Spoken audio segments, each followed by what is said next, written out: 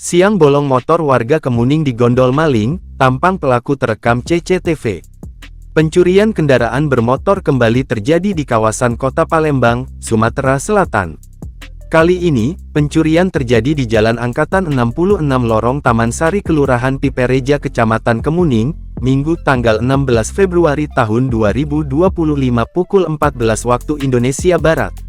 Informasi yang dihimpun, pencurian motor Beat BG 4743 ABM diduga dilakukan dua orang datang membawa satu motor.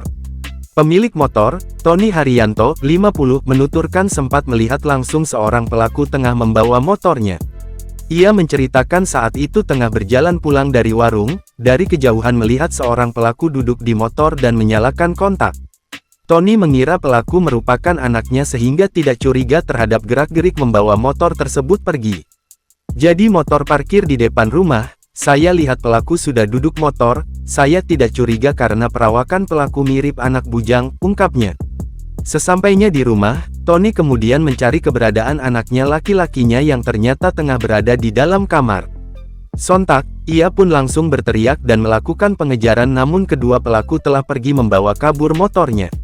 Jadi kejadian begitu cepat, anak bujang ternyata ada di kamar, saya teriak dan mengejar tapi pelaku sudah kabur, jelasnya.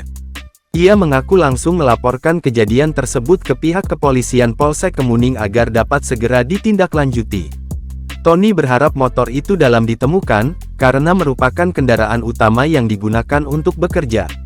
Saya berharap motor itu kembali, terlebih sudah ada CCTV yang merekam jelas tampang kedua pelaku yang beraksi, tutupnya.